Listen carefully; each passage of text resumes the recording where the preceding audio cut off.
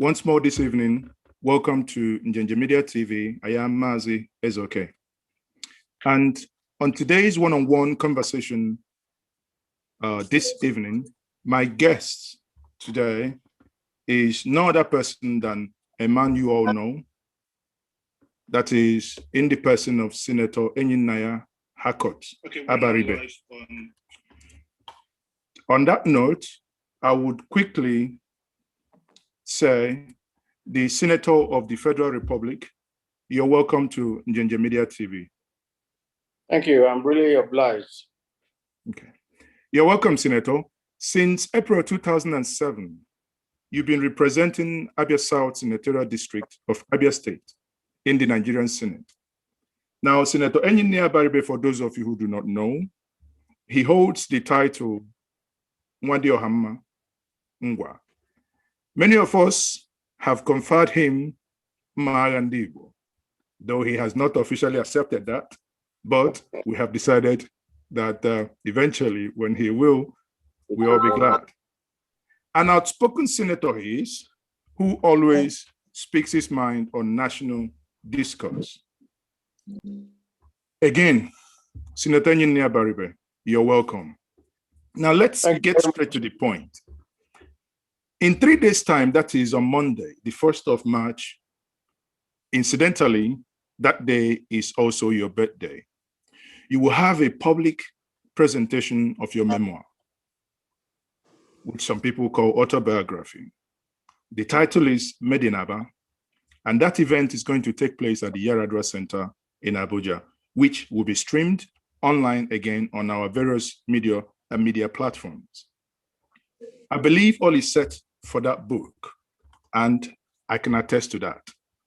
Now, to the meat of the matter, let me start by asking you, what informed the choice of the title of your book, of your memoir that says Made in Aba? What inspired you in putting up this book, and especially not Made in Ngwa, nor Made in Anibo, or Made in Abia State, but Made in Aba? Thank you very much, the Senator. Thank you, Tochukwu. I would say that the title came out of what my colleagues in the Senate actually called me.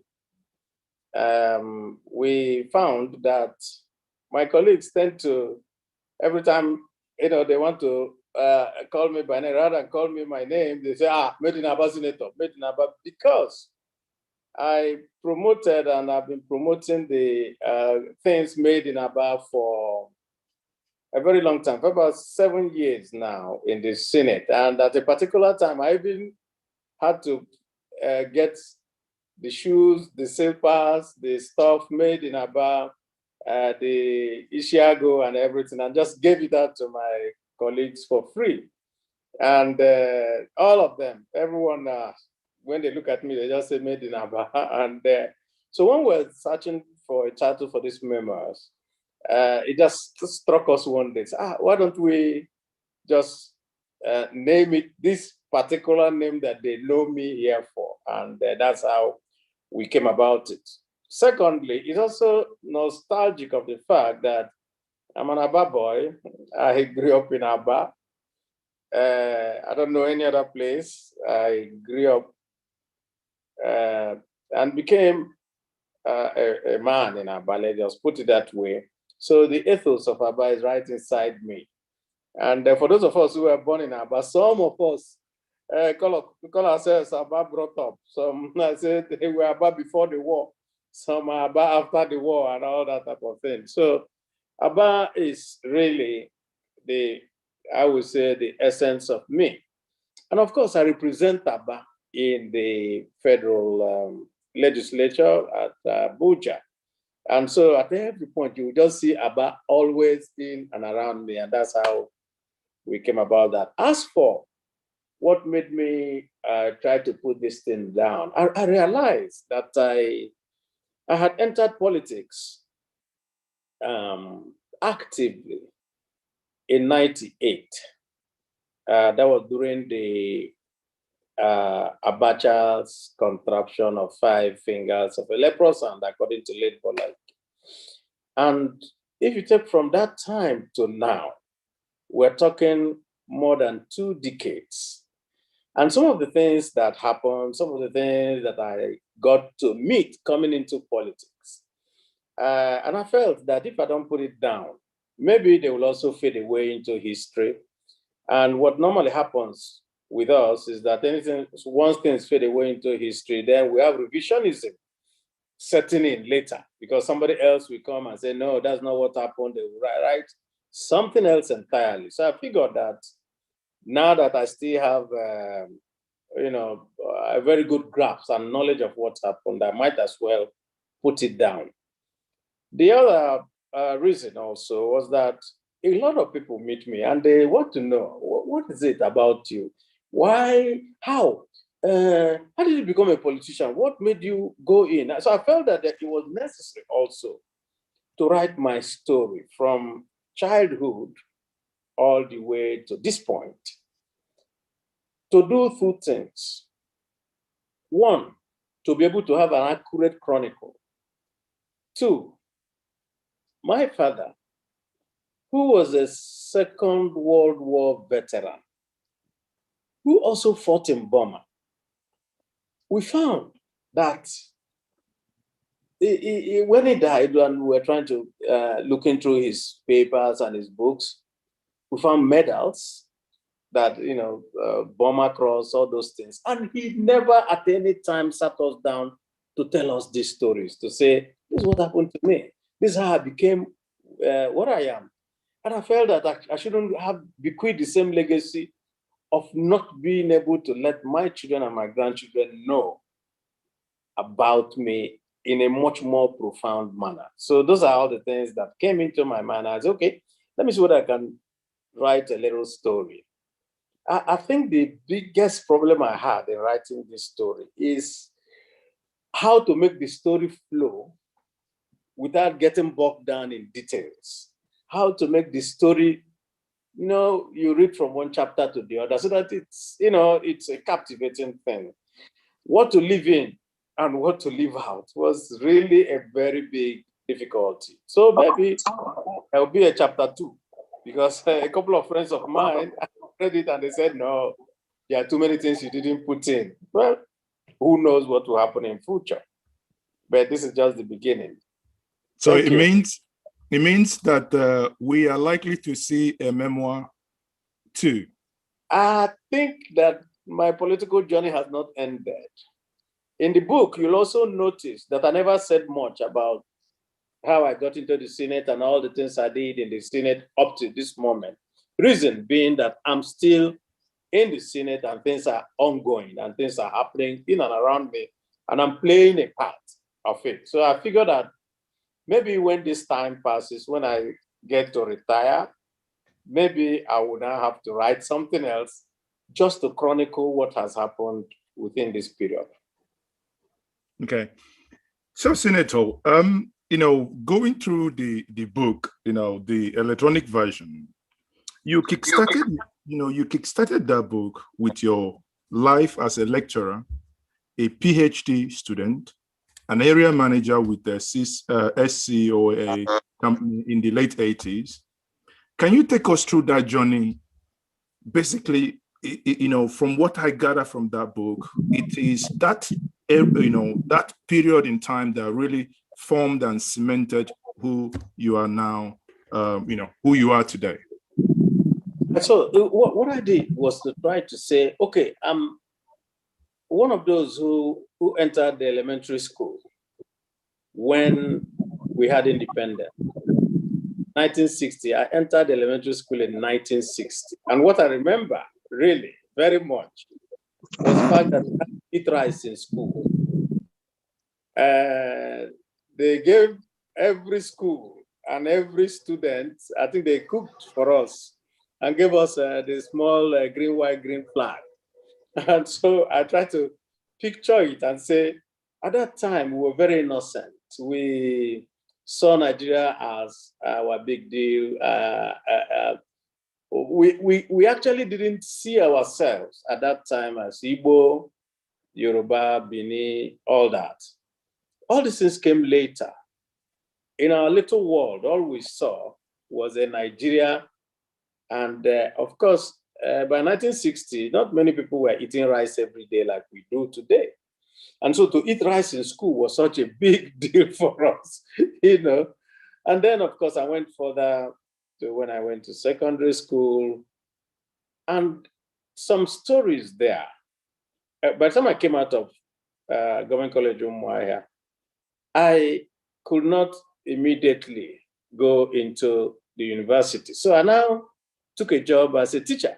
So I started life as a teacher. And I told one very little story, you know, for youths of today. My first salary, when I was paid my first salary, rather than go home with it and show my parents, I went to the market and bought a stiletto shoe because I've been eyeing a stiletto shoe and I couldn't afford it. So I used my first salary to go buy a stiletto shoe. And I got home and my parents were like, how could you be this silly? Those who trained you, those who did everything for you, couldn't even come back to center it on them. You went to the market to go and buy this, you know? And of course, it taught me a big lesson. The big lesson being that you live modestly, you live within your means. You don't overreach yourself. It is when you overreach yourself that you put yourself in trouble. And I've always had that thing in the back of my mind. So whatever I can't afford, I leave it because I know that that is. And but today, so I find youths calling me and say, I'm going to do wedding. I have no money. And I want that to them. And when I tell them that I never wedded, I didn't do because I didn't also have the money. And my wife didn't mind. All she wanted was, okay, so let's build a life together. But it looks like today is a very big problem for youths to live within their means. So I try to tell those little stories inside there to see whether people can draw lessons from them. But I eventually, after going to school in University of Benin, I also told her I went to school there. The University of Benin was starting a program in the social science. And they just said, hey, if you had a grade 1, you can come, they just give you. And I went there without anything. I didn't have to go with anything saying that my name was Enyinnaya Abaribe. I just went, I said, I'm Enyinnaya Abaribe, I had a grade 1, look at it in the newspaper. And they said, okay, fine. They gave me forms to fill, and that was it. There was no cross-check. There was no, we were just innocent then.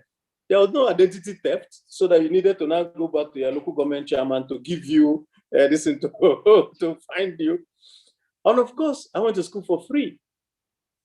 They gave me meal tickets, gave me a room and all that, because once you had a grade 1 at that time, it was an automatic scholarship.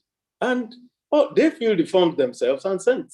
So I didn't pay anything. And on top of the automatic scholarship, I also had a bursary, because at that time, you can apply for a bursary. Once you're a student, they will give you 1,000 naira a year, which we also applied and got. And so life was good for us. So when I see what goes on today in universities, because I pay fees for a lot of students, I think that we are the people who actually enjoyed Nigeria. Then I finished from University of Benin, went to teach in Bendel State University. And from there, I went to Lagos to become a manager with SUA. And from there, I went to Nikon. And so I tried to tell all those small stories. And there were so much, I would say, lessons that we could learn from there. That the Nigeria we see today, where we identify with where we come from, and we only help those who come from our own side. It was not like that. Growing up, being a man and all that. In fact, in the Senate, I jokingly tell the Edo senator that I'm their 4th senator, anything that concerns Edo, because I spent 10 years of my life there from 1975 to 1985 before I went to Lagos, and all that. So it's really been a journey. And I think that everybody has these stories. Everybody's life is full of small chapters of this nature. It's just for you to be able to, get to put it. I mean, it's understandable. You've made that journey from that point in time, when you juggling jobs as a PhD student, doing your doing your lecturing job. Now, at what point did you make that transition to become a politician, and what informed the decision? No, I had about 1980, 1990, if you remember, the Babangida administration with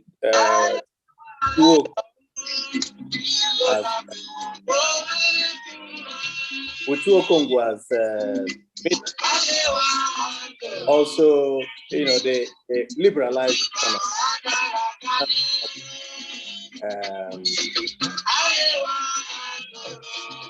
we could now set up houses, and I think it's somebody else. Sorry about that.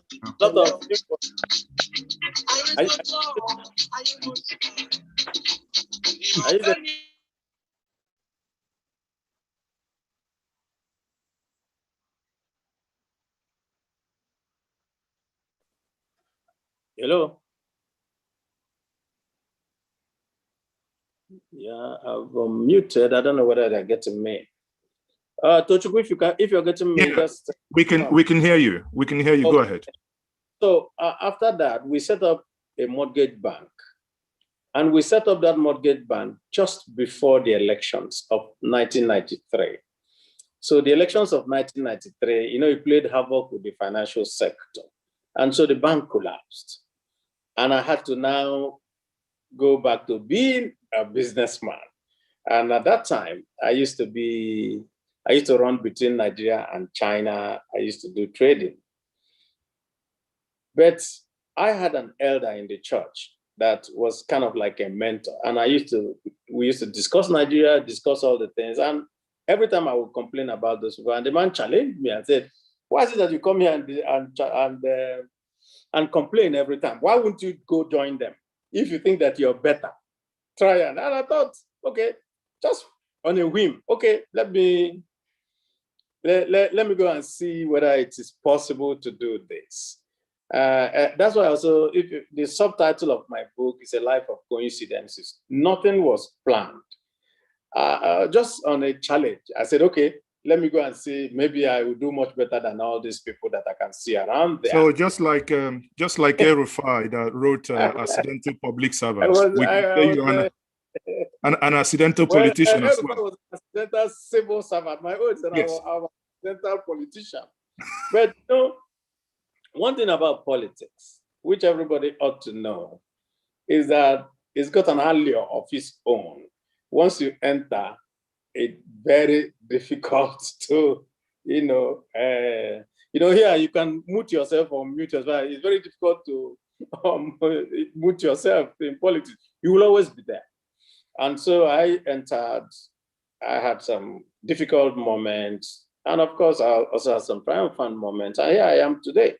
That is how I went. I went there on a dare, well, not on a dare, on a challenge. And I'm still standing.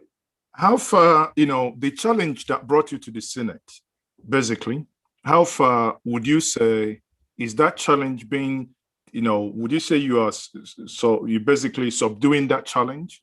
You're doing justice to that challenge? I do not know, really. I don't think I can grade myself.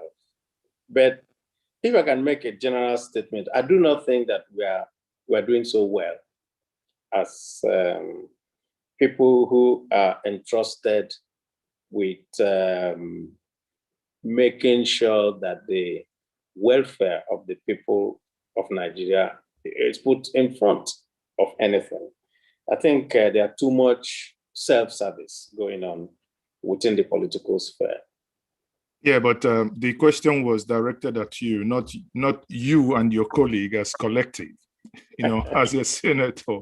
Are you think you're doing justice to that thing that propelled you to going into that? I think that I am making sure that my voice is heard. I try as much as possible to make sure that my voice is heard.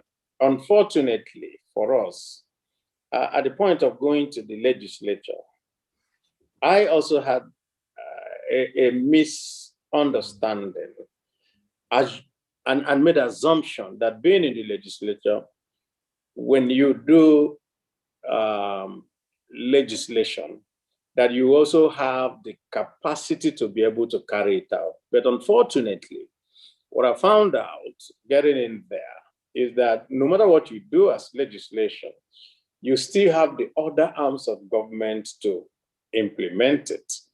So it's either the executive is implementing the things you do, or the judiciary is ruling on the laws that you have made.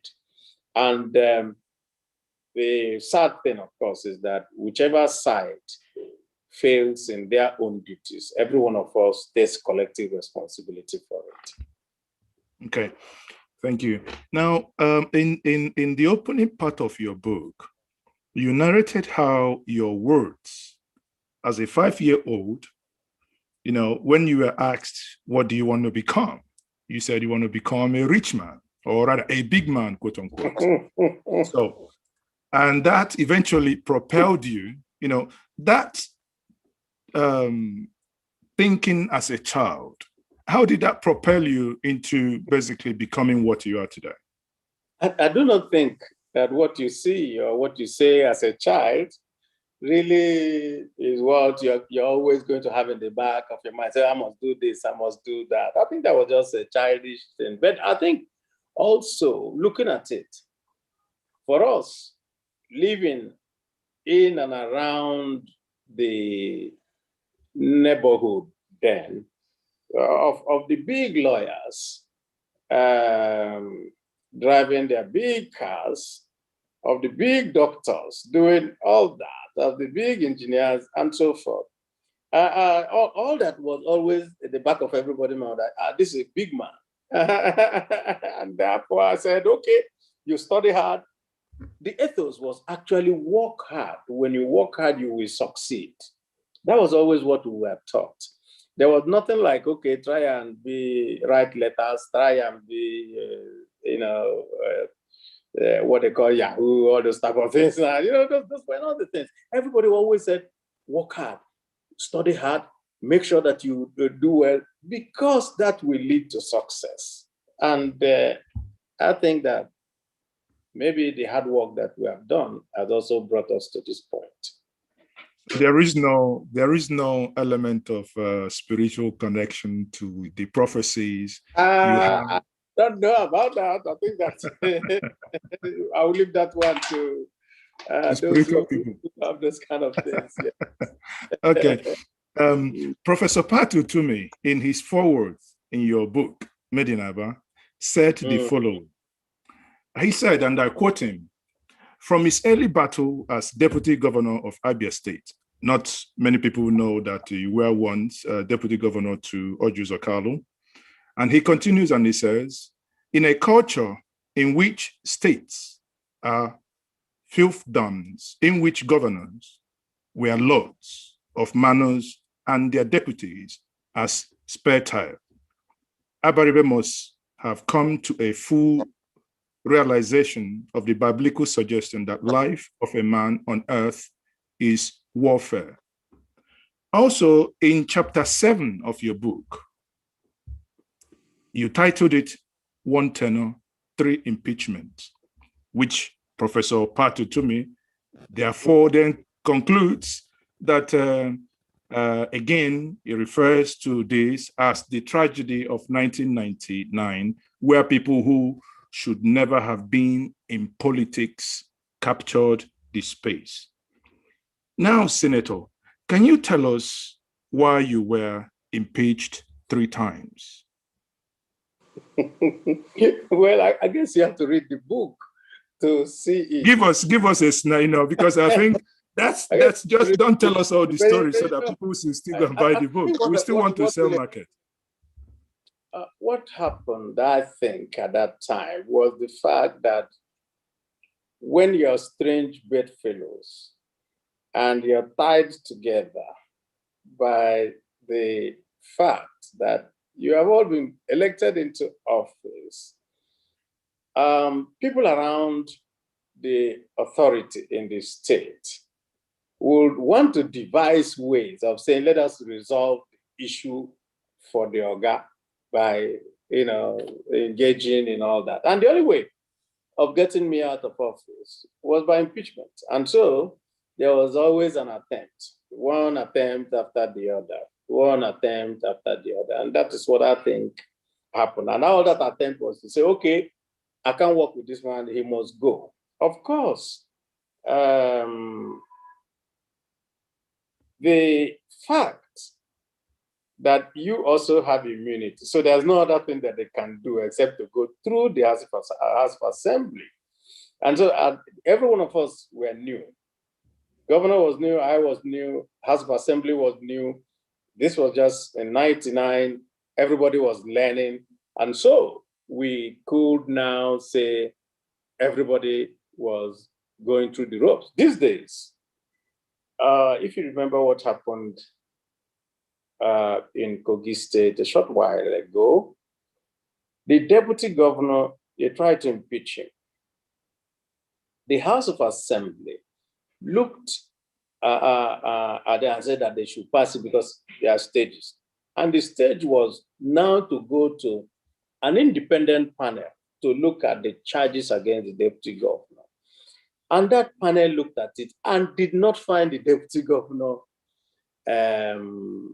guilty, and brought back their report saying deputy governor not guilty. The House of Assembly ignored the report and went ahead and said, we're impeaching him. We don't care whether he's guilty or not. So that tells you the tragedy of the situation that deputy governors find themselves.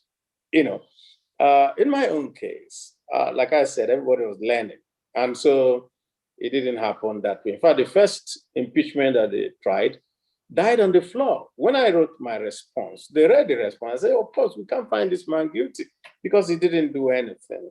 Before the second one came, third one came, all this type of thing. So that is, Utomi was right in saying that it was a tragedy. I think that, and I think I've had this discussion in some other places where, and I think last week I was in a panel discussion with El-Rufai, and he also said that in 1999, most of the people never believed that the military was going to hand over power. So those who ought to have participated actively stayed out. And those who took over were basically those who were contractors to the military, were friends of the military, and so on and so forth. And when they now took over, they even became far more autocratic than the military people that they and I think it was this obey the last order with immediate effect and all those type of things. I try to highlight those things in my book to say you can't have a democracy without being a Democrat. But it appears we are having a democracy where we are not even Democrats. That's the way it looks like today. Now, we talked about the journey so far. Like I mentioned at the beginning, lecturer, area manager, deputy governor, now a senator. Not only a senator, you are also the highest ranking Igbo senator in the National Assembly. Now, my question to you is, what is the place of Ndi Igbo in Nigeria today? I think that Ndibo, we suffer a tragedy today. The tragedy is this. We are confined to 5 states. That automatically makes us a minority. Every other zone has at least 6 states, which means that they have at least 18 senators. As in Igbo, we have 15, 3 per state. So that automatically means that we cannot have our way if we do not collaborate with people from other zones, and we try as much as possible to caucus with them. And so on the floor of the Senate, we try to just work within our caucus. The caucus of the at this time is minority because most of us belong to the People's Democratic Party. The second part of the problem that we have is that there is a tendency among the greater Nigerians to use Ndibo to solve problems. And so at every point, it comes into that, okay, so once an Igbo man gets in there, oh, so his own problem is seen as separate from others. And that is why you see at every time I have to make a trenchant criticism, because I always say, if you treat people differently, then what do you expect from them? And so that makes Ndibo try to pull back, and there is this agitation for separation and so forth. And so the position of Ndibo today in Nigeria is not enviable, but that does not mean that we need to lose hope. We must, at all times, continue to make our point. Because if there is any group within the country that have found Nigeria as their own space, it's Ndibo. We're everywhere. And within the book, too, that's a particular lecture that I gave in Mississippi sometime. I tried to put it in there because I needed for us to see where we are and how we can go forward. My own feeling is that we need to get our homestead better than it is today. And of course, when your homestead is good, then you can now make every other person envy your place. So, but it doesn't look so nice. We are just there.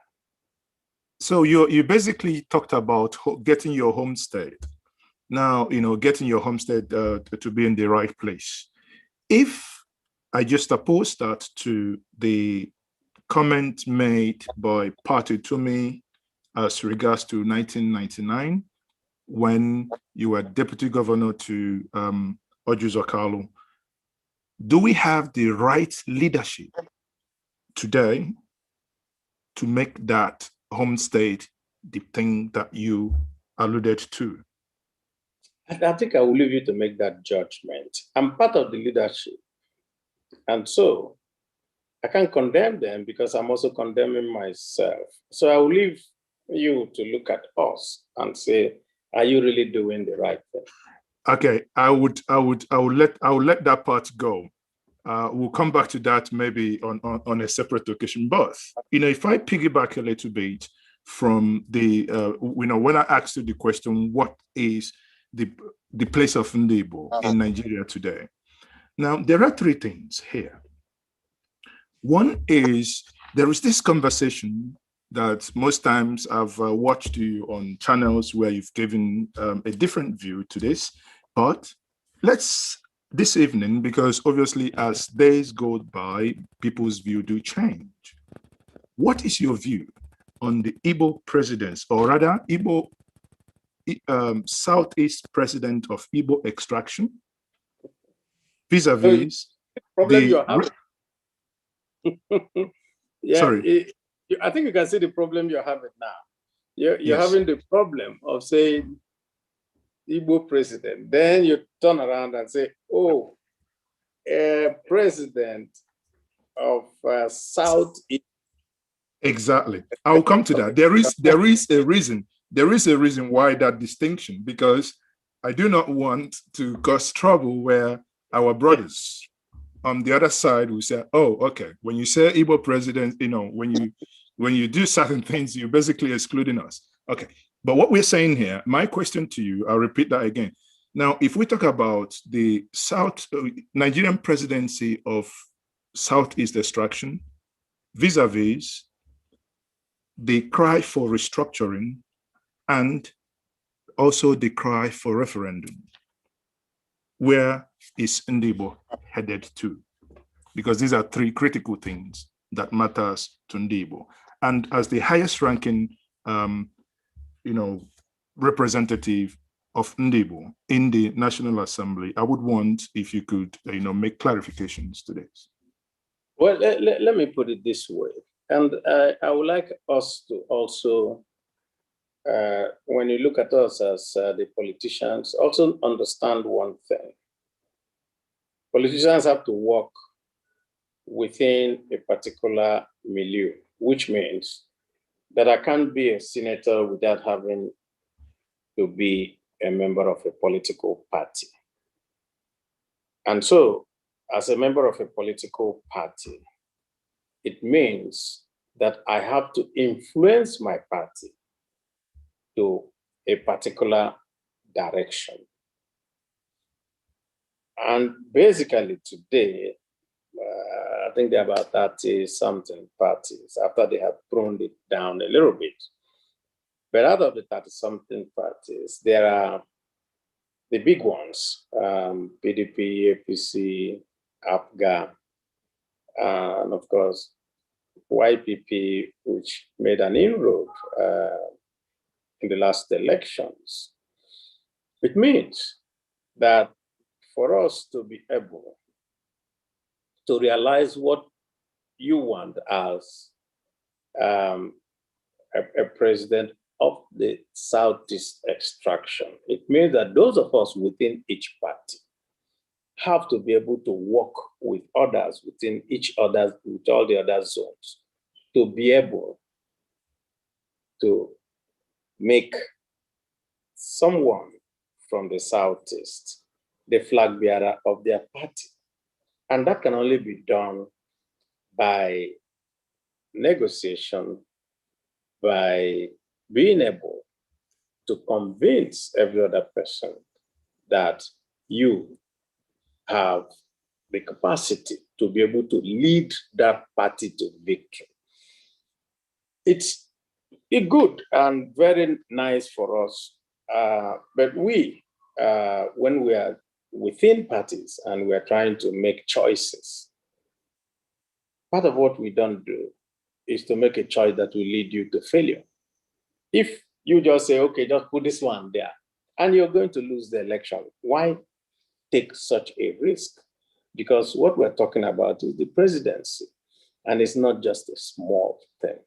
And so it's something that you have to do by a step-by-step progression. What we see is that people who are not even in political parties stay outside and talk about, no, we must get this, or we should do this, or everybody who doesn't do this, we boycott him and all that. But the decisions to be a candidate are taken within the party. So I would suggest that as much as possible, as many people as possible should come into these parties and be part of the decision-making process. Is that why we are seeing a lot of crisscrossing happening right now? Because people are coming in there? When people see that they have a chance somewhere, of course, they should go. Wherever you can go to be able to make that decision should be done, because parties, I repeat, make the decision. On the day that you're going to choose a presidential candidate, everybody will be in a particular venue, and state by state, people will go to cast their votes according to the constitution of each of the parties. But because emotion most of the time trumps reason, and because some of the time people who shout more are listening to more, unfortunately. So it now means that some voices will be drowning the ones that will tell you this is the path to go. So I'm in PDP, and we are also working within PDP to get the different zones, the different sections, the different elements to say this might be our way to go. Okay, that's basically on presidency, and two other things there: restructuring and the cry for referendum. Well, I think the restructuring is something that we had championed. And in the last elections, before the 2019 elections, almost every party, including APC that is ruling today, put it as what they will put in the front burner. In fact, APC, before 2015, put it in their constitution. Then by last year, by the time it looked like they were going towards an election, there was an El-Rufai committee. In fact, in my last outing with El-Rufai now blamed us in the National Assembly. I said, we have done our job. We brought out all the things that we needed for restructuring, and we gave it to you people in the National Assembly, and you haven't done anything. And all I told him was, sometime in, I think it was 2011 or so, when we had the unfortunate problem concerning, I think it was 2010 or so, concerning late President Yaradua. The National Assembly came in with the governors and everybody else, and we quickly amended the Constitution, because there was a fierce urgency at that time to amend the Constitution to be able to resolve a nagging issue. And we called it a doctrine of necessity. And I think that today we're also in a very big emergency that needs for us to come together in that way. And we have been reaching out to everybody to say, because, in the Constitution, we can pass an amendment, let's say for devolution of power now. But that amendment needs to go to the states, and 23 states have to be able to, their own houses of assembly, to pass it. That is the constitutional requirement. And so if it is difficult for us to do such, then you will not be able to get that passed. In fact, we had a steering committee meeting of the constitutional amendment, and we said, okay, why don't we bring everything down to just a few basic things and say, okay, we must do devolution of power. We must remove all these powers that the federal government has. I think, Ohaneze, we had a meeting a couple of years back, and we said, out of the 64 items in the exclusive list, we can reduce them to 23. And the rest should be devolved to the states. Because once the states are made far more viable, and the center is not as viable, then this constant push for the center will no longer be there. People go back to go and do what they can do in their different areas. And so if we can do devolution, but incidentally, when we try to give autonomy, let's just put it this way, autonomy to state houses of assembly so that they can be independent of governors, it didn't pass. By the time we went to the states, so most of the state houses of assembly didn't pass it for themselves. I think that eventually we found that out of the 20, I think it was 21 or 22 that, and it took, I think we did it twice. They It still was in didn't pass. the past, So you could see that Enyinnaya did so much. Let's just put it that way. In terms of restructuring. But like I said, everybody understands now that there is a very big problem.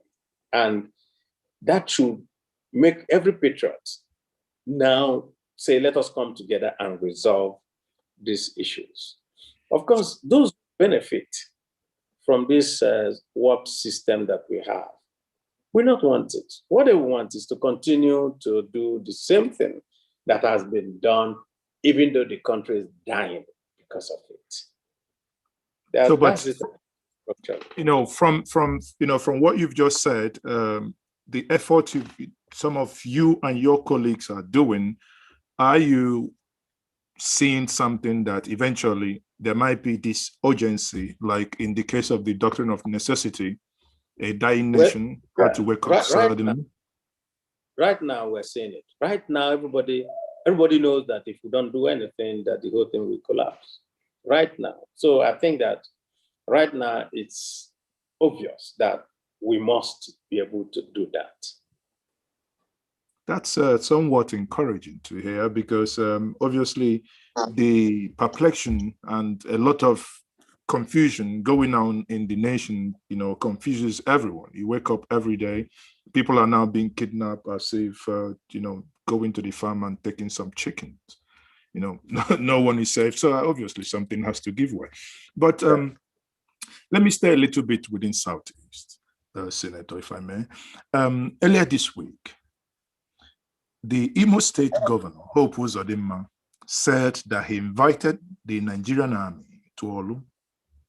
As an Igbo leader, what is your take on that invitation of military men in the civilian space? Well, I cannot know what and the reasons why a state government would, you understand, deliberately invite something. I believe that the information that the state government has probably is not as clear to the rest of us, and maybe that will be why he took such a decision. I would rather have preferred that such statements to the public will be followed or will have been preceded by saying A, B, C, D happened.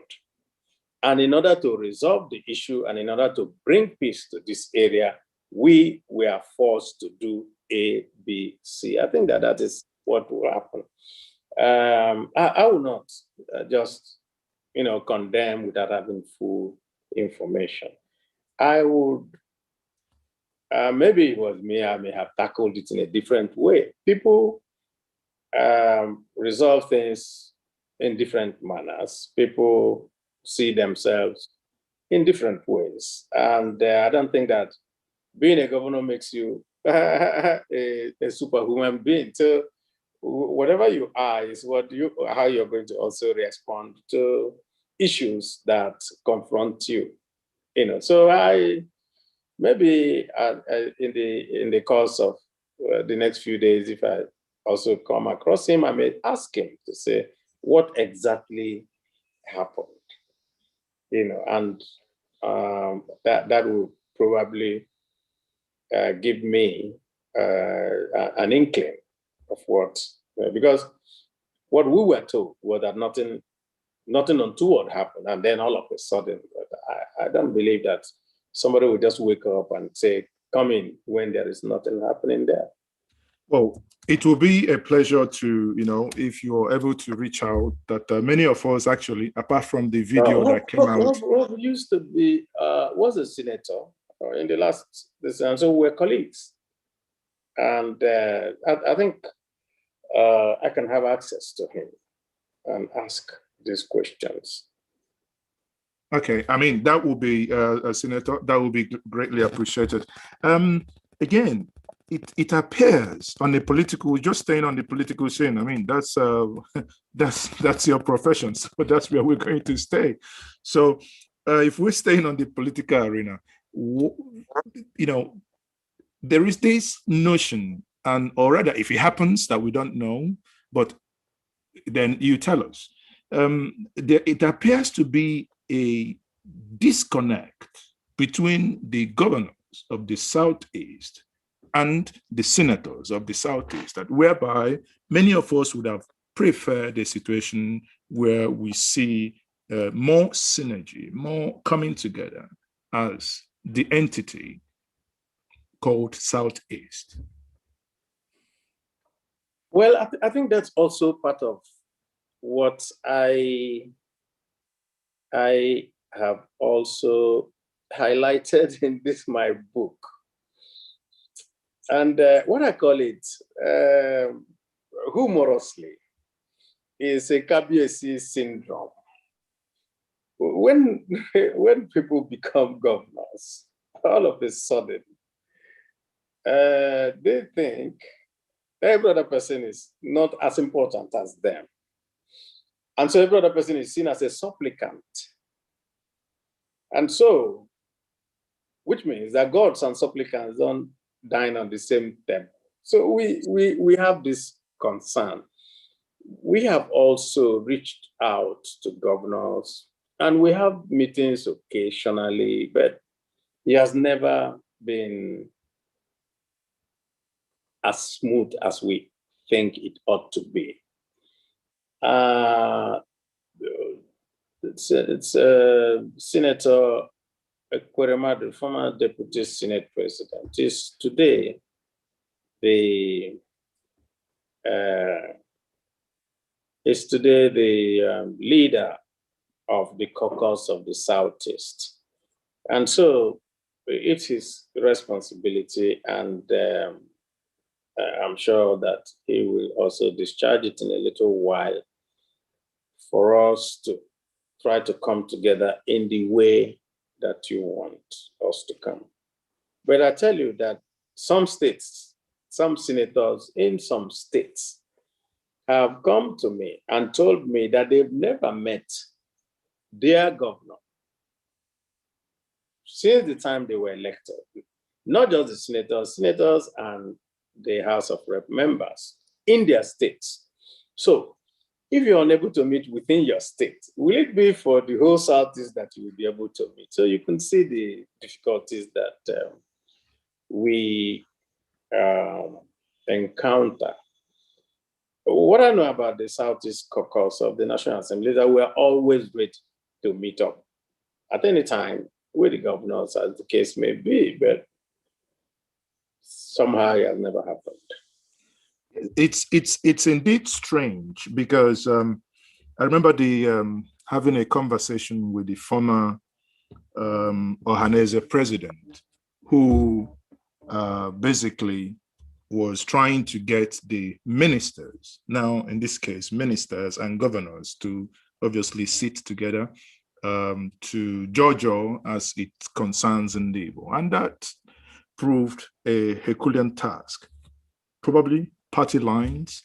Party A doesn't want to sit with Party B, and Party B doesn't think, so at some point, one thing, at what point can we really, irrespective of party affiliation or whatever, we like Mr. A, we don't like Mr. B, but for those we represent in Ndibo, and come together for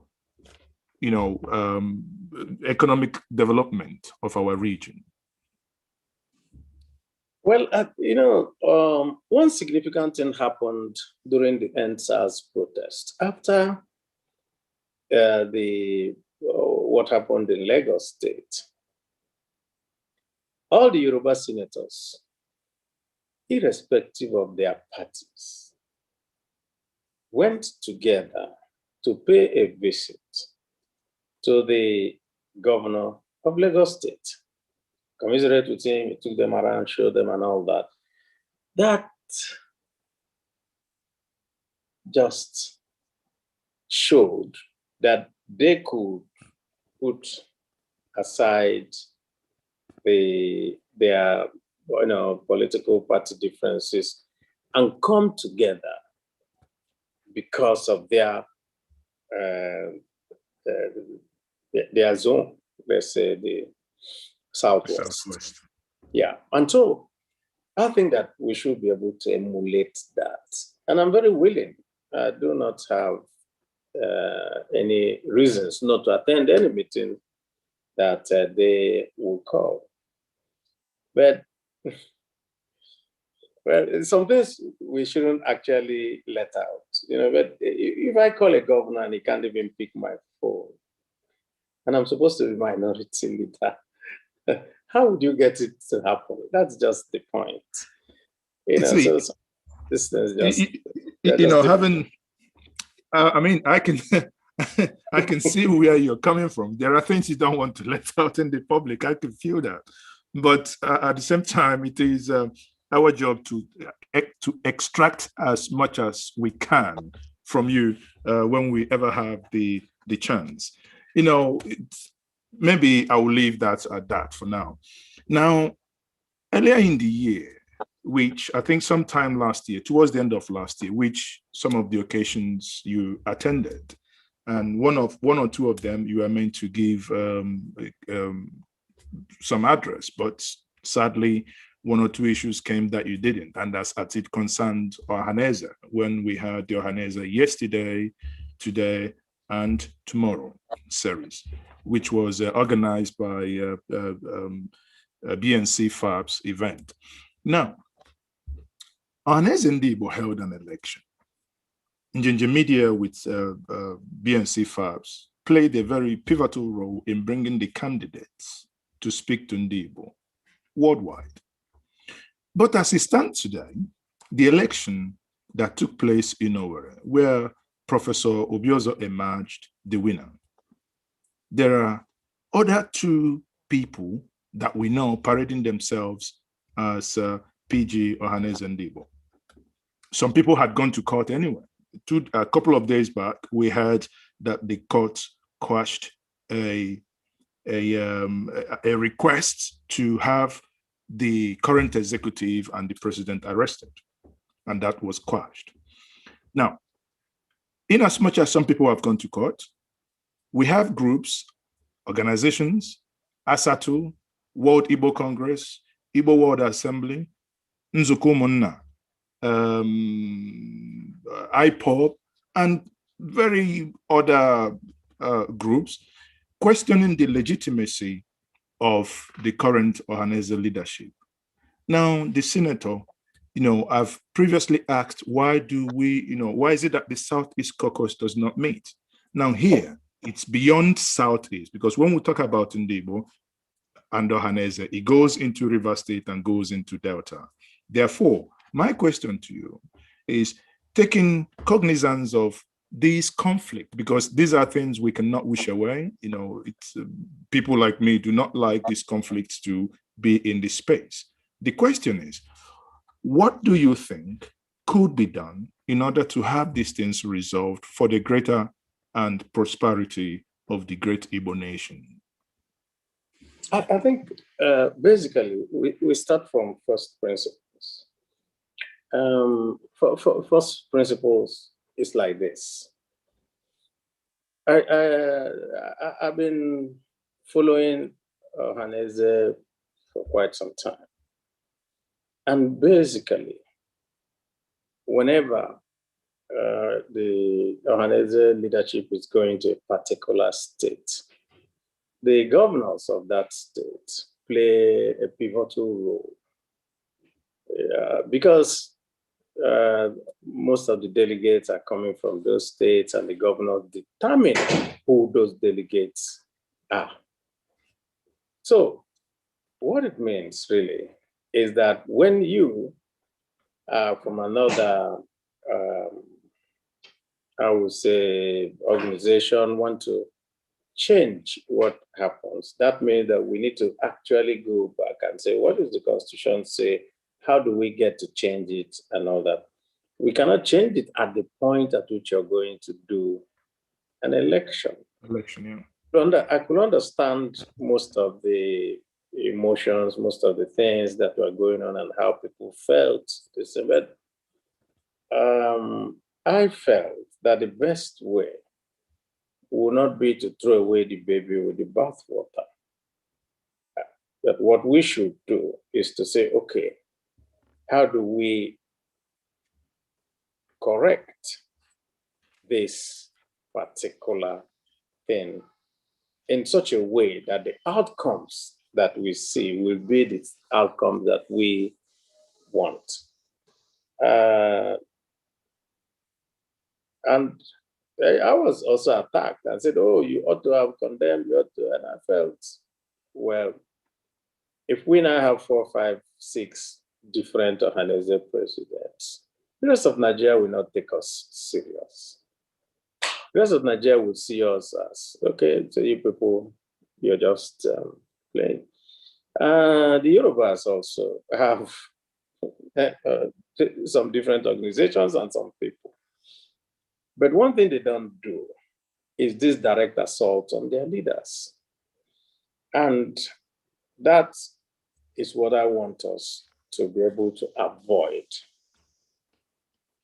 Ndị Igbo si na achụfuo ofu abịazie bịa taa nwa ọkụkọ ụta. We have an existential problem. We have a bigger problem in our place now. And when we continue to squabble on top, things continue to spoil at the base. And my take is to try to see whether I can bring consensus to bear. And I've tried to talk to, the people, but our people, and I'm talking as a politician now, tend to take things more to heart than others. When somebody loses, oh, he will drag down the whole world. But it's not something that cannot be resolved. I think that with the quiet diplomacy that is going on now and the way we're talking to each other and trying to say, why don't we bury the hatchet? I think that we will get somewhere. Okay, so in summary, your approach is that the hatchet should be buried, basically, and as they say in Igbo, "Si tugido ya bunsi akwukwo." That's what I think. But at the end of the day, we're all one. Exactly, we are all one. Now, still on the. But I thought we were talking about my book. Yes. I've seen now. It's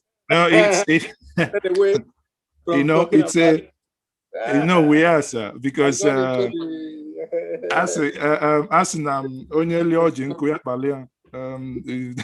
opportunity of you can call me and I will talk. Yeah, the opportunity. Okay, so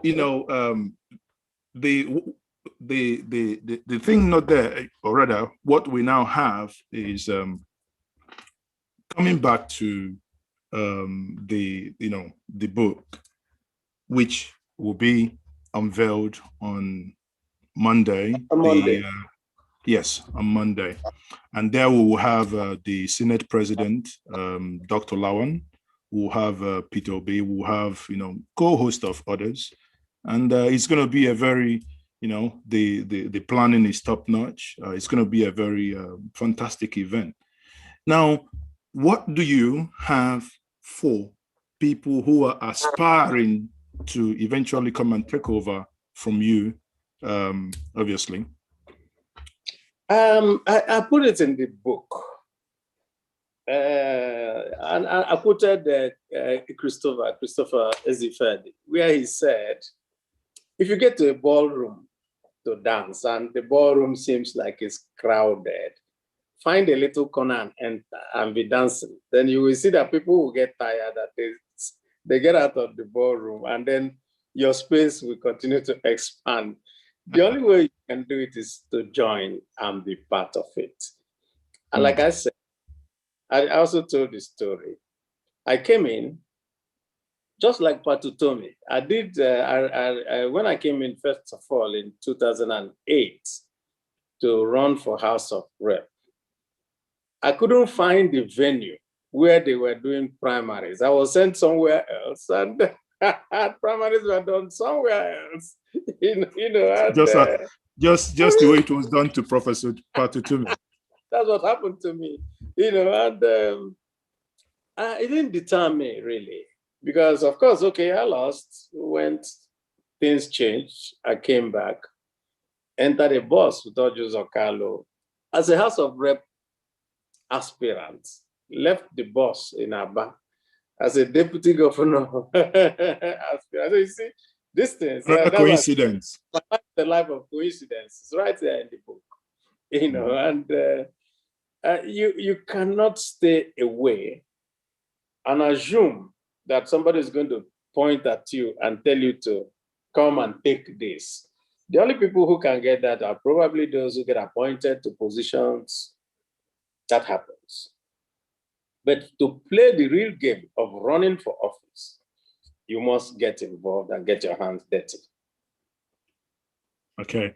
So in your book, so those of you watching now that want to uproot and basically send some of them to retirement, you've heard the secret on how to do it. No, it's secret dancing. If you don't come in, how are you going to send somebody away? They have to. They have to at some point. They must be there. They will do all manners of things to you, and you just persevere. Yeah, and that's I don't know if you can throw more light on chapter 6 of that book that says swimming deep end among sharks. Is sharks here being used metaphorically? Precisely. It's metaphorically for the political pool. When you come in, one of the things they will tell you is, that you cannot just come in and then you just win election and go. Niggas say good at politics. Isapa means that you're going to be following people around and all that. So if you're coming from anywhere, you need to have people who will show you the ropes. If you don't know your way, you also can meet the wrong ones and they will not be able to show you the right way. And one thing that happens is also, and I also put it there, you must have some humility. It's a terrain that does not have any school. It's a terrain that doesn't have any school. And because it doesn't have any school, anything goes within that terrain, within the constitution of the party, so to say, but all manners of things happen. And I tried to put it down. I also try to let people who are coming into politics to know that human behavior is dependent on the position they find themselves and what problem they confront. You will never believe how low people can go. And so if you come from a background that sees people as decent, sees people as decent, sees people say one thing and mean it, a background where contracts are kept. When you get into the political terrain here, people tell you one thing and just go outside and do another thing. And so the whole range of human behavior is encapsulated within the political scene. That's why I said that it's swimming deep among the sharks. If you're thrown in a pool where there are a lot of sharks, if you're not very, I would say, dexterous swimmer, you may just get torn down by it. It's metaphoric. So for those of you watching us on the various social media handles, this book is now available right away. You can get them on Amazon, Amazon UK, Amazon Canada, Amazon America. You can also get that book from the Nigerian version of Amazon, which is Okada Book. It's Okada book, yeah. I think I saw that today. I was really surprised. I said, it appears you are doing a giveaway, Senator, because that book is only 5,000. This is Nigeria. Yeah, sure, but I mean, it's also it's also just like for you, 5,000 will give us a meal. I don't know whether $5 will give you a meal in America. I don't think so. Well, I mean, it's good. It's good because I checked it out on Okada book and also got a copy from Amazon myself. So in going through the book, chapter 9 of your book talks about the service to my people. The service to my people. If I may ask, what is that greatest service you will consider yourself that you have given to your people? Give them a voice. That is the greatest service I've given to my people, a voice. And so they see me and they said, at least we are sure he is there and he won't keep quiet when we're being, oppressed. I think that's what I would say, apart from brick and mortar that we do. But that's yes. So except a legislator, our job actually is to, as much as we legislate and do the business of making laws, our key job is representation. So my person, somebody from my place, has an issue, he can come to me. And so my doors have to be wide open. They can come and say, this is my issue. The one you can deal with, you help them to deal with it. And so that is what I would say that we have done. Okay. So now, as part of that, in representing your people, obviously,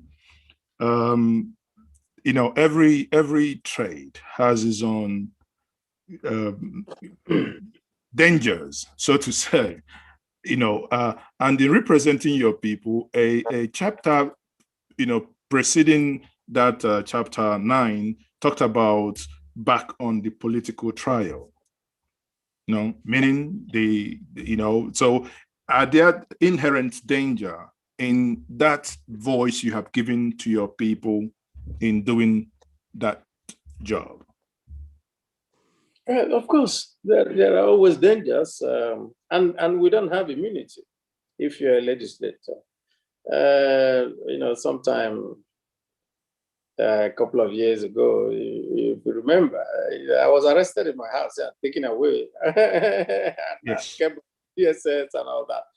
And the reason was I knew it wasn't because I signed bail for Nnamdi Kanu. It wasn't that. The reason was the criticism of the federal government was trenchant, and the government felt that, they needed to stop you. And so they have to cobble up something to come and use it to, keep you quiet for a while. So that's part of what we go through.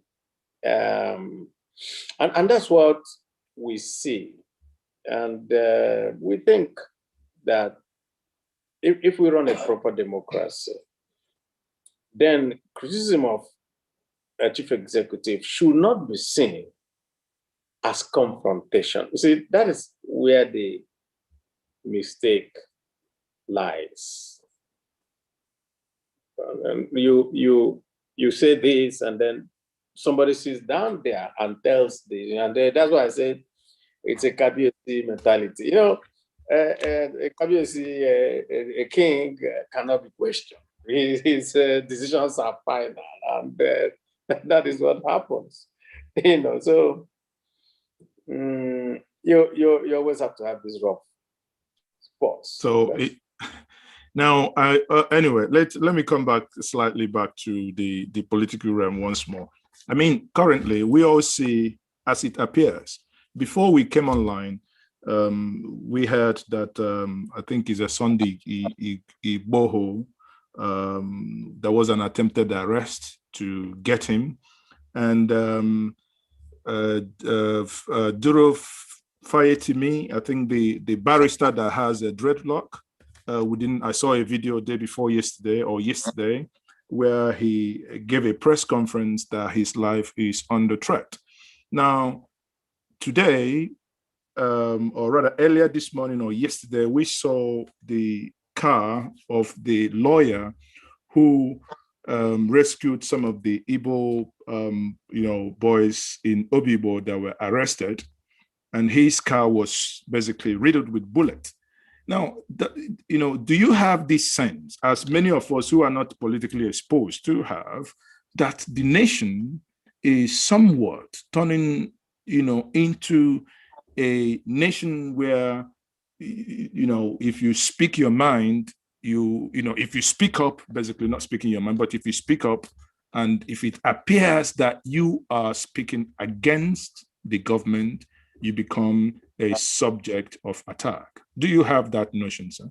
Of course. And I've always said it on the floor of the Senate that this started from 2015 when this government came into power. That prior to this time, you could attack anybody, you could say anything. It is said all manners of things to Jonathan. Nobody was arrested. Nobody was, So this particular government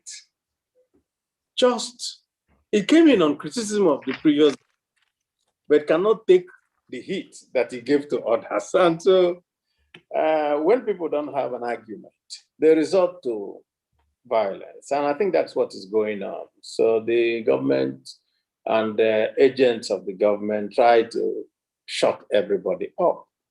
And it's very, very unfortunate that it's happening. It is indeed very, very unfortunate, because the way and manner that it happens now, it's, vis-a-vis the fact that we do have a very, very high insecurity, insecurity issues ravaging the whole nation. Now, I would allow a couple of people, 2 to 3 people within the audience to ask you questions. I can see 3 people raising their hands. But before I do, Senator, let me ask you a direct question. You didn't tell us this in your book, but we would want to know, are you going to recontest again by 2023, or are you going to go for this position of governorship, since we, within the Southeast, we need you? I will also answer you in the way that politicians answer, that my future will be determined by my people. You see, politicians always tell us that by the grace of God, they won an election. You people always tell us that you won election by the grace of God, but obviously God does not cast vote in election day.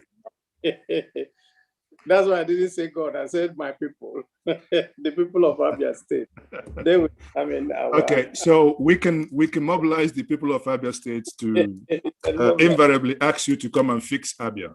In you had a stint which ended in 2003, and now you could come back. I ran for election in 2003 and lost governorship.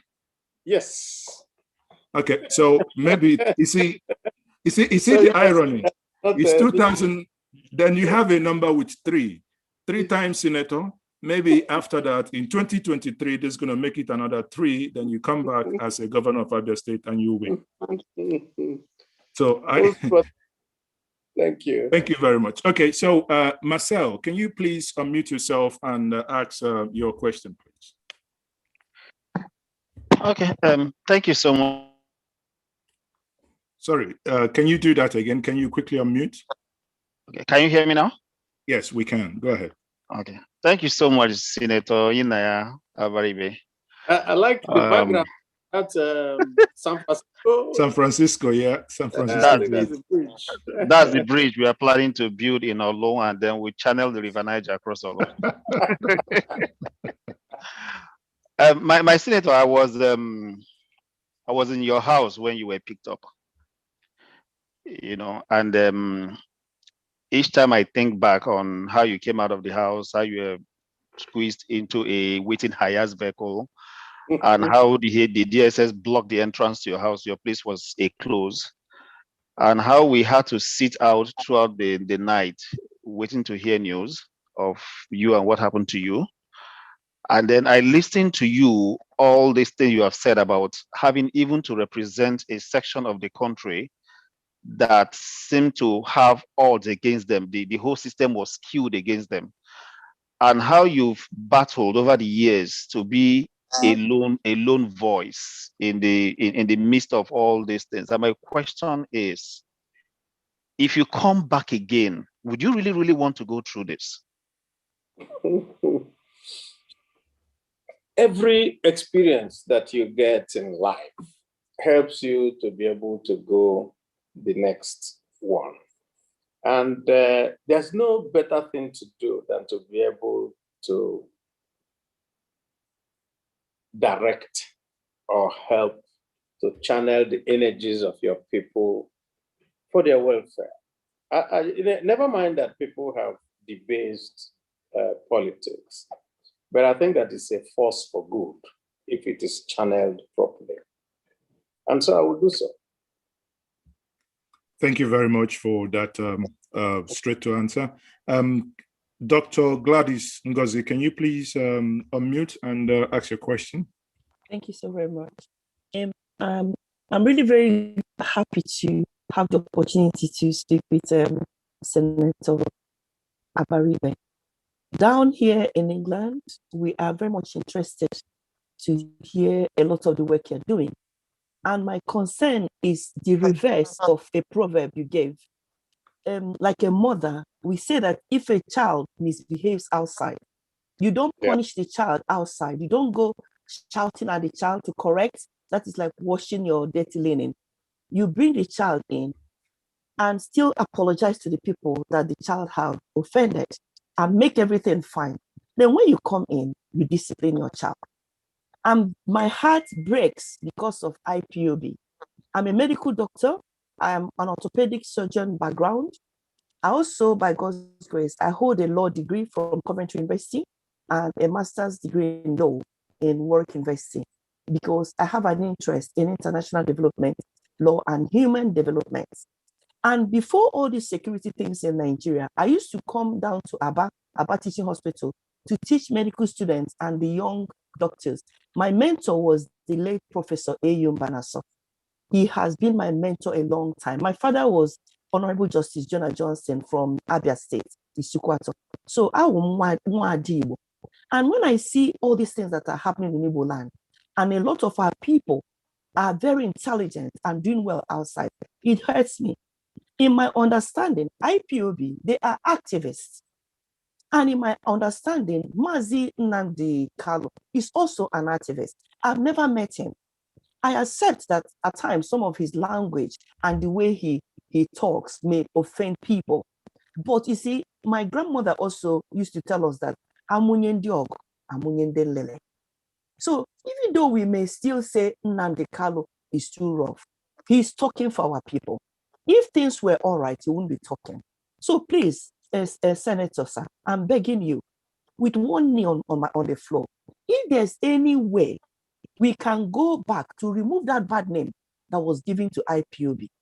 Because look at the Yorubas, no matter what they talk about Sunday Igboho, and Sunday, I don't know his other name, but Igboho is the name everybody's calling him. They call him that he's an activist. They have refused that anybody should call him any bad name.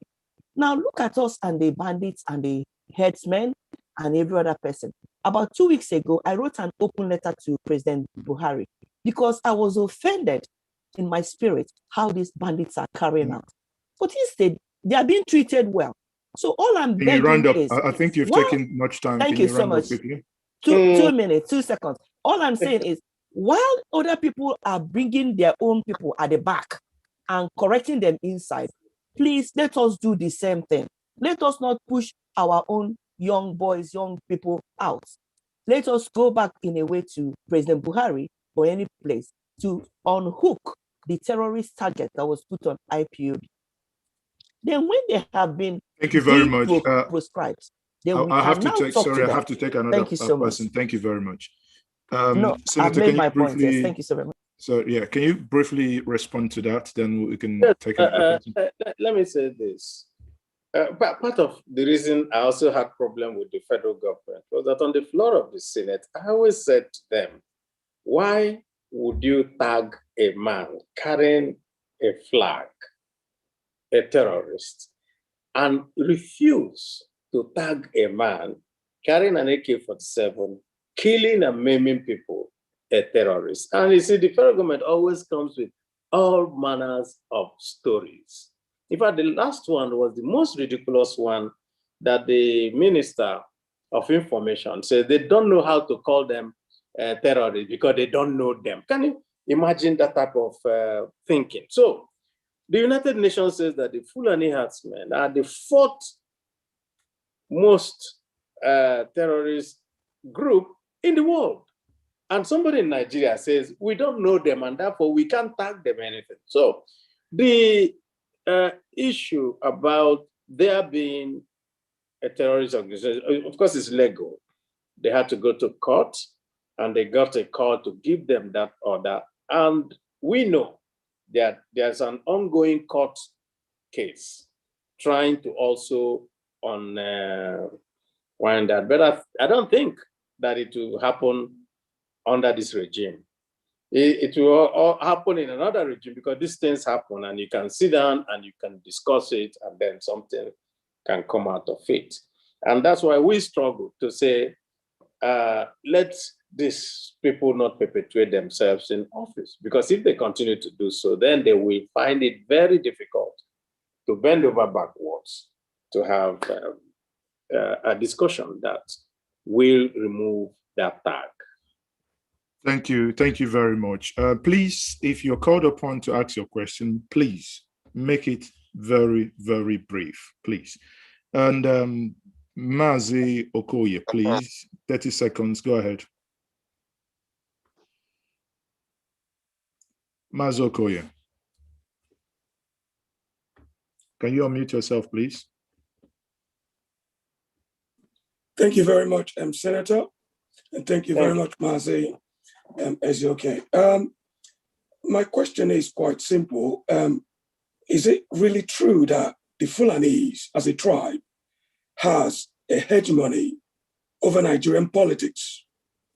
And if you believe this is true, because I've listened to your comments, both in the Senate floor and on television, you making references to this sort of hegemony.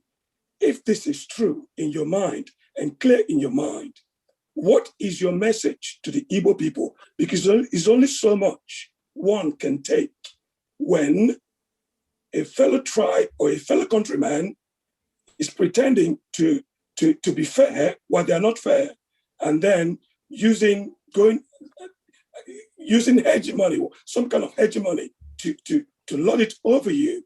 So what is your message to the Igbo people? Is your message for them to wait until there is a change of regime before something is changed? Or your message, what is your message to the Igbo people? Thank you very much. Again, okay, we have to pay attention with time. That's one of the things that I think we ought to always bear in mind. No tribe in Nigeria can actually have hegemony over other people. What happens is that the presidency of Nigeria is so powerful that they can make decisions that tend to favor one side over another. President Buhari ran elections 3 times, never won, and couldn't. He had to go into an alliance with Tinubu and the Southwest to be able to get the winning formula for him to become president. And once he became president, he now started taking decisions that were antithetical to our collective welfare. And so saying, one tribe, the hegemony just comes from the fact that somebody is president today and takes decisions that are sectional and that are not in the interest of everyone in Nigeria. So it looks like they're just an interest for one side. And of course, when that happens, that tribe that he has favors now develops some feeling that they are superior to others. And when they have to develop that feeling, when they commit a crime and they are not punished, and there is no something coming against them, then it gives that impression. But because it's a democracy, and I need to reinstate this, because it's a democracy, there is no other way we can say we should go without going through the ballot box. At any time we want to go outside of anything that has to do with the ballot box, then they can use the instruments of state against us. So I guess you can get where I'm coming from. Yes, I think the answer to Mazo Koya is very, very clear. There is no way, you've re-emphasized this over and over. If you want to, if you want to get things done, get into politics. Now you said again, if you want to really have real change, get your PVC. That's the summary of what you just said.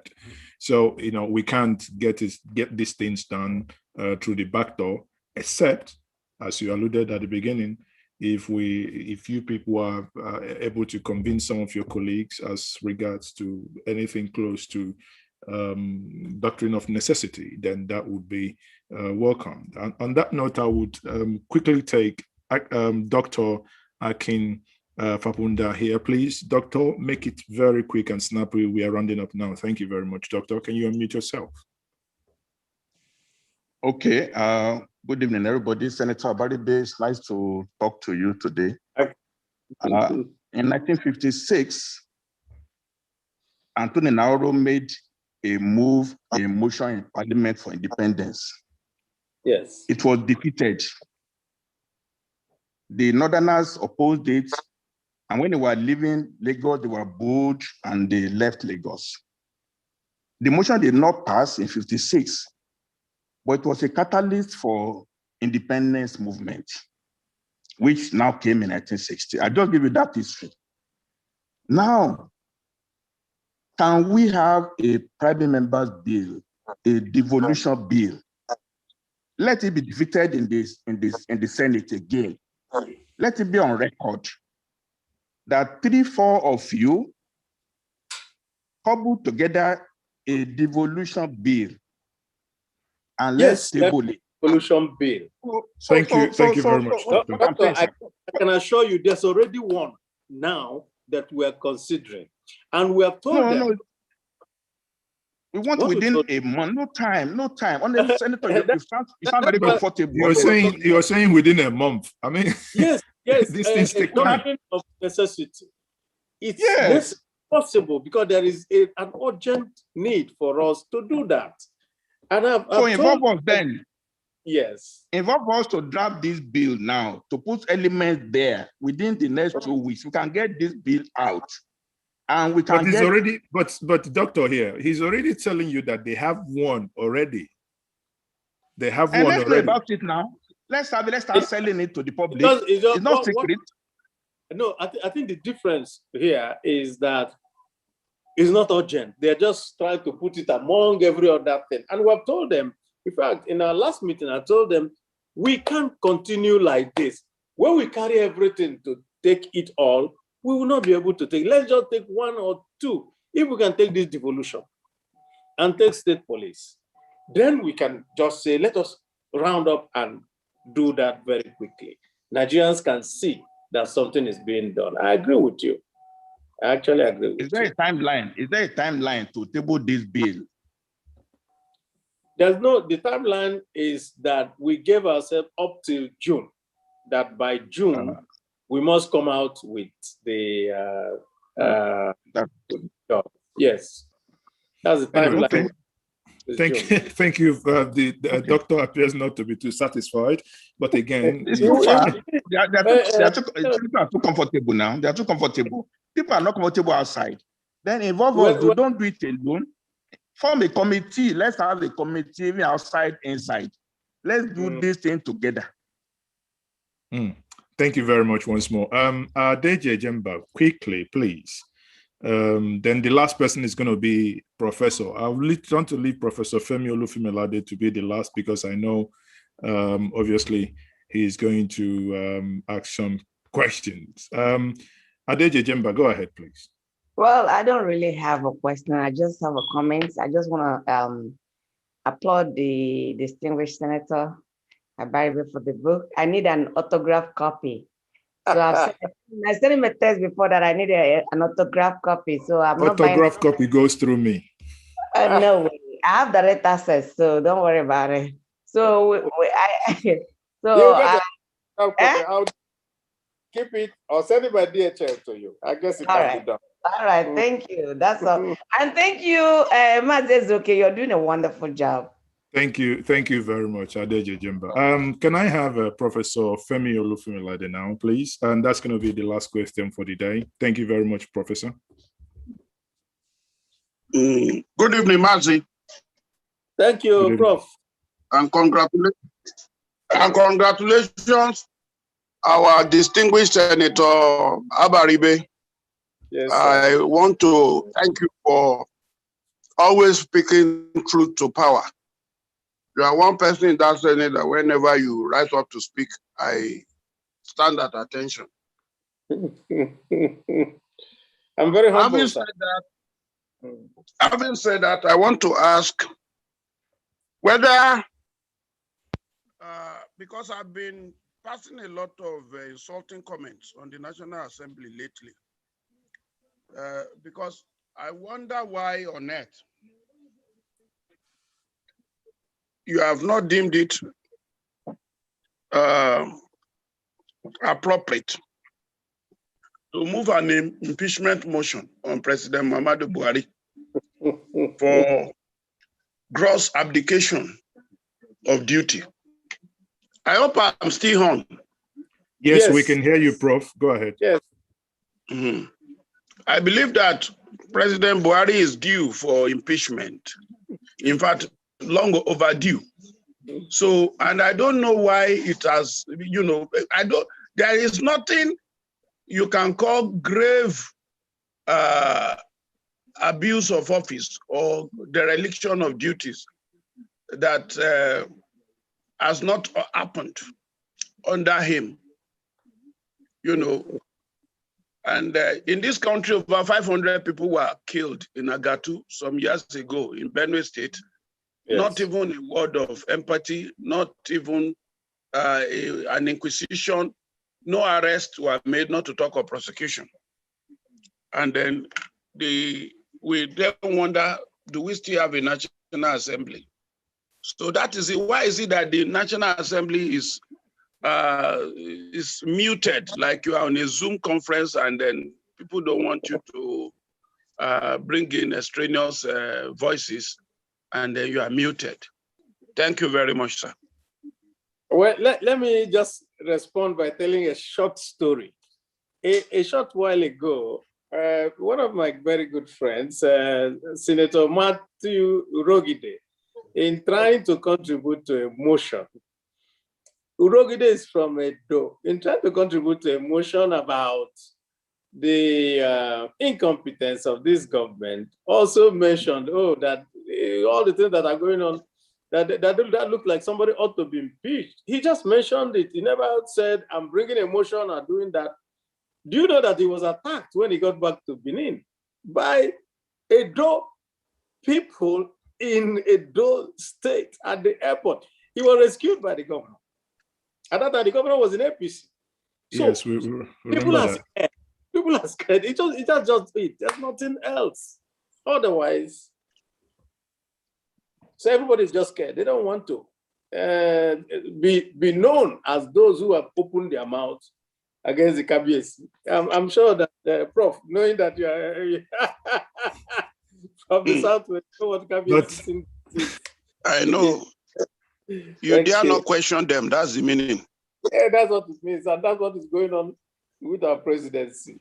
But this is a democracy, and we don't have it's not a shrine where we have oracles in operation. So it's it's democracy, and people should have the right to air their views of course. Yeah. So Marcel, please. Again, you're coming back again. Make it quick.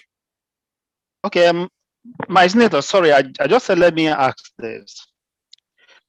Referendum is a fundamental human right globally. People have a right to choose how they live and where they stay. Is it a sin to raise a motion of referendum in the Nigerian Senate? I just want to know. It's not. The only thing that happens is that we cannot raise motions on what is not in the Constitution. You will be ruled out of order. Mm-hmm. The referendum so we're in bondage invariably. So when you not say, oh, I'm ready, no, what happens really is that we tried when we're doing a constitutional amendment to also put it in the Constitution. That is the point, to say you have a right. You understand? Also, until it put there, we are not in bondage, we are circumscribed. They just use that word. Now, Senator, let me ask a follow-up question to that. I remember the UPP prompting them, touting themselves that they have referendum and self-determination in their party manifesto. So if that be the case, of what essence is the referendum and self-determination in their party constitution then? Well, they could put anything in their constitution, but what you live with here is the Constitution of the Federal Republic of Nigeria. And of course, if you now go to put it in your own private constitution, I think you just, you probably just want to put something there. Actually, will they say when they get into office, then they will implement what is in their constitution? No. When you get into office, you will also have to implement what is in the Constitution of the Federal Republic of Nigeria, because that is what you're going to use to swear an oath. So the 12th items in the report, the El-Rufai committee obviously said that they've submitted to the Senate. I think the 11th item therein is the call for referendum. So I don't know, have you cited the report that was sent to the Senate?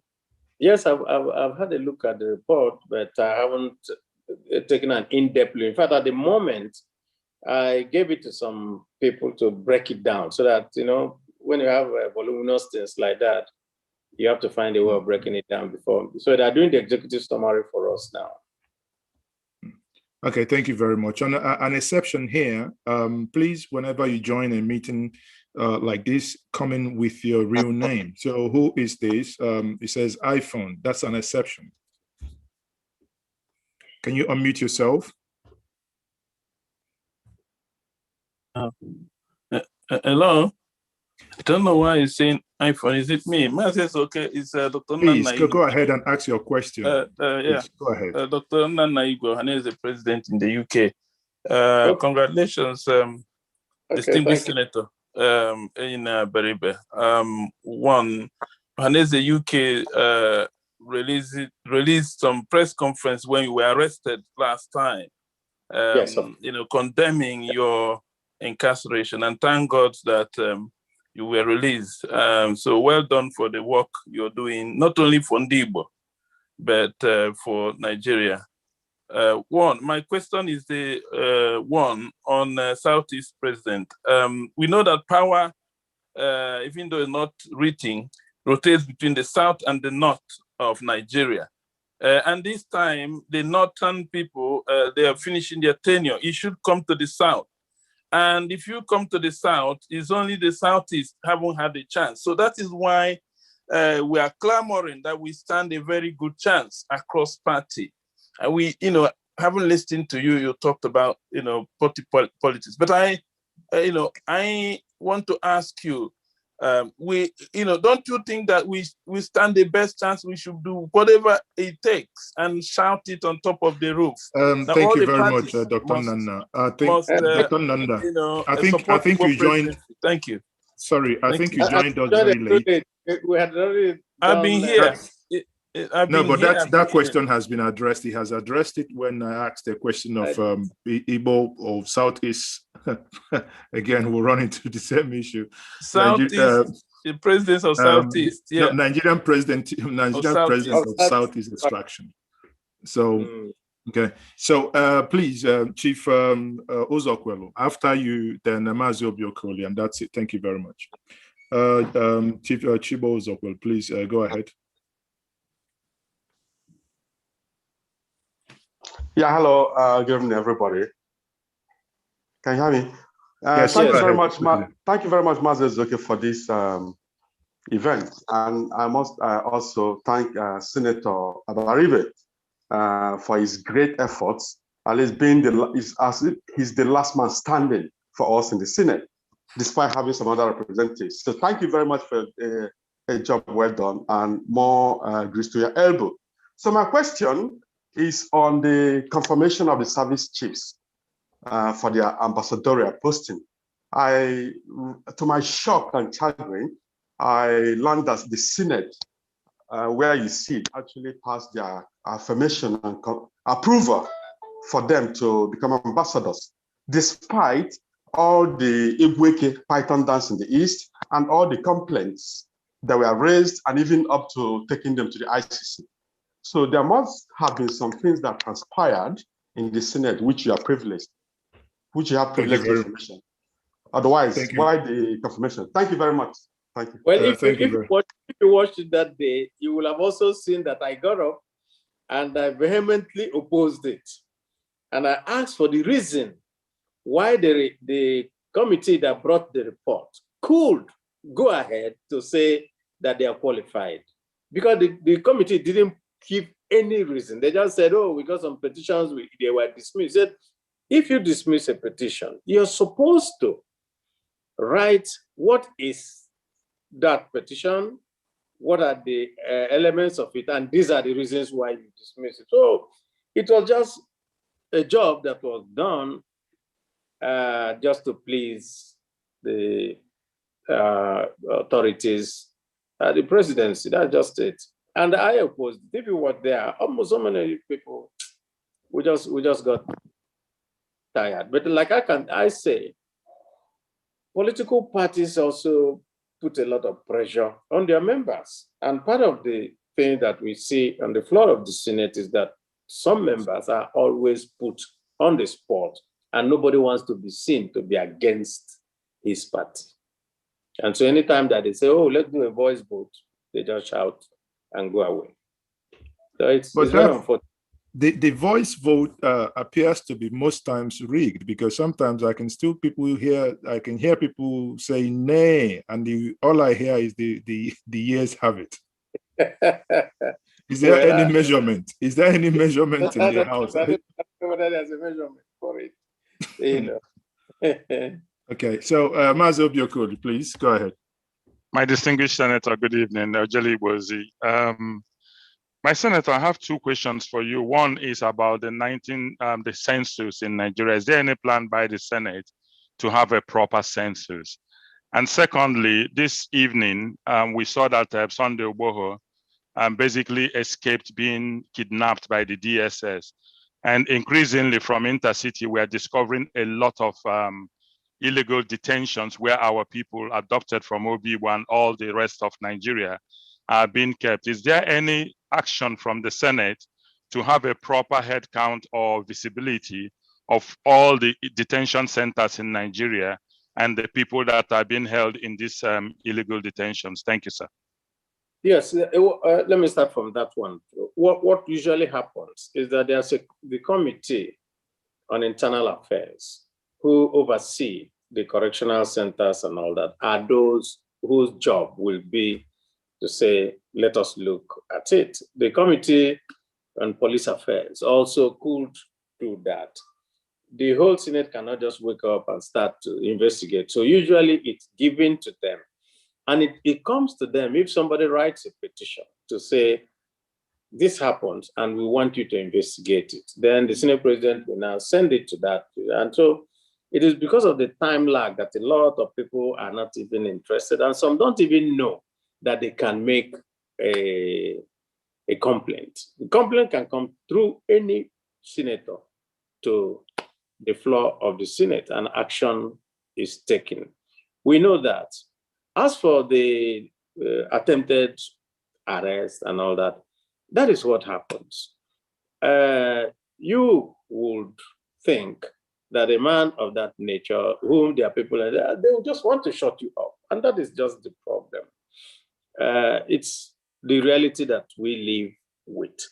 And anybody who is a patriot and who is also willing to undergo the difficulties involved in public affairs, they are the people who come out to say, no, I won't agree. But those who want to live in their safe haven will not talk. And of course, we think that by staying away, they are insulated. But this thing comes to everybody at every time.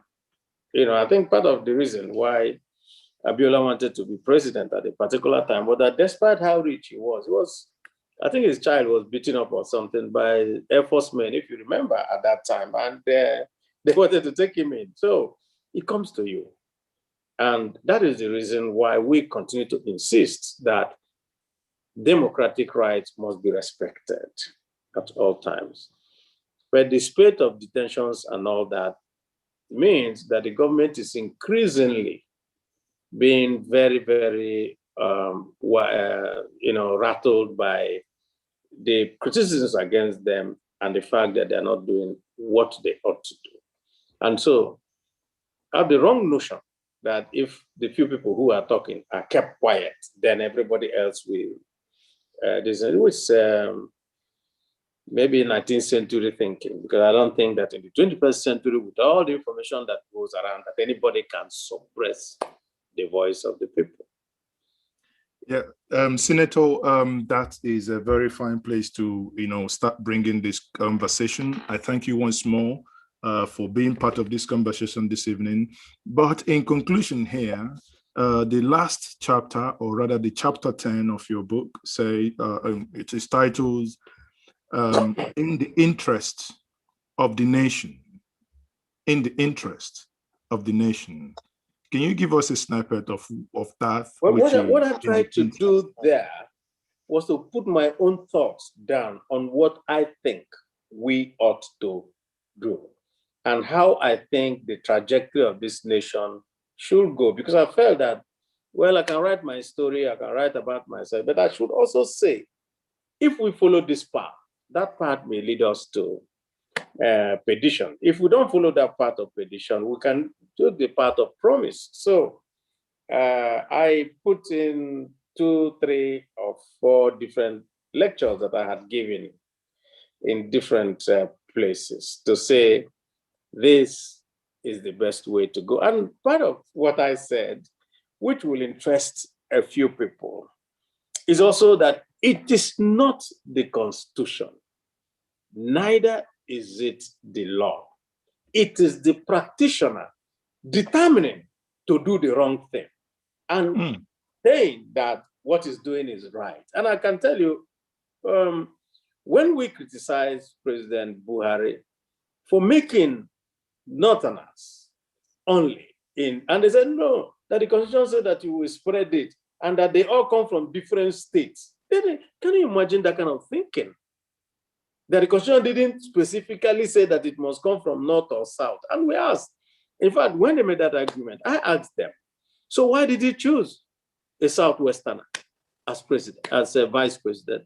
He should have gone ahead and chosen somebody from the North. That's what the Constitution says. So you can understand that people will bend the law to suit their private interests. And that is one of the bane of our existence as a country. That's what is in that part of the book. Thank you very much. That's a fine place to leave it. So looking at some of your questions here online and in this Zoom call this evening, I can see that many of you are still questioning and asking questions as to where you can get this book. The book if you go to amazon.com, amazon.uk, amazon.ca, or in Nigeria, you can check that book at okadabook.com. Now, if you get that, if you want to read that book tonight, you can get a Kindle copy of that book from Amazon. Now, Senator, here, a request from people within here, how can they get an autographed copy? Someone is actually requesting that you send. Tochukwu, if you coordinate it for me and just let me have the names, I will autograph the copies and then I can send it. Okay, so someone is asking here, are we going to get an autograph copy? We will pay for the DHL. I think someone from Canada, but it's fine. We'll coordinate that. But I mean, it's we coordinate that. We think so. Yeah, thank you very much. I would do that so that we get that done. Now, on that note, I would say it's been a very fantastic conversation for over an hour and a half, sitting down with you, having this conversation. Actually, it's been eye-opening, and also to note that you've taken time, as you've said, that your colleagues are telling you the book, your memoir, is not complete. I found it astonishing, because if now they're already telling you left a lot of things not in the book, then one will be expecting that maybe in the next 2, 3, 4, maybe 10 years, you would come out with another book. I mean, that is rare these days, but it is very, very encouraging. Thank you very much for putting out this book. Again, if you haven't gotten hold of this book, please do. I have my own e-copy. That book, it's fantastic. Please, that is Medinaba. At the beginning, the senator made mention of why he named and titled that book Medinaba. And that is equally something for those of you who didn't join from the beginning. Grab a copy of that book. You will see, the man we call, he hasn't accepted, I said it at the beginning, he hasn't accepted this officially, but we call him Mara Ndibo. And I believe actually, Tochukwu, I have a title. Mara Ndibo. Yes. So that means it's going to be Mara Ndibo Square. One in my face gave it to me, actually, among the 36 titles that I have, See? So that's a fine one. It's going to be Mara Ndibo squared now. It's my pleasure. Thank you very much. Thank you very much once more. And once more, thank you all the viewers from the various social media handle. Thank you for being part of this conversation this evening. It has been a fantastic evening with the senator, the only senator. Sometimes when some people say that, other senators get angry. But again, the reason people elect you is to speak on behalf of your people. And if someone who is speaking on behalf of his people is said to be the only senators, please do not get angry. Rather, you go and do what he's doing. On that note, I will give you the opportunity to have the closing remarks, Senator. Well, I thank you all, and I'm very glad. You've done a great job, Tochukwu. I'm sure that on Monday, when we're doing the live streaming, everybody will also hear from everybody else. P2B will be there. I especially had to beg him because he's one of those that I respect. There are Nigerians also who did their own bit, and you can see what they did. Pat told me too, who wrote the foreword. The foreword, yeah. Yes, and Chidi Amuta, who also wrote the second foreword. They will all be there. And so many people told me they're going to join by Zoom. I will look forward to. We are expecting to have on Monday I will be 66, and I think that we're getting on, and I'm going into being a senior citizen now. And officially that retired. That will help me to even speak more, because when you are now an old man. Thank you very much. Okay, thank you very much. On that note, I will say Everyone, thank you for joining us this evening. It has been a fantastic evening. And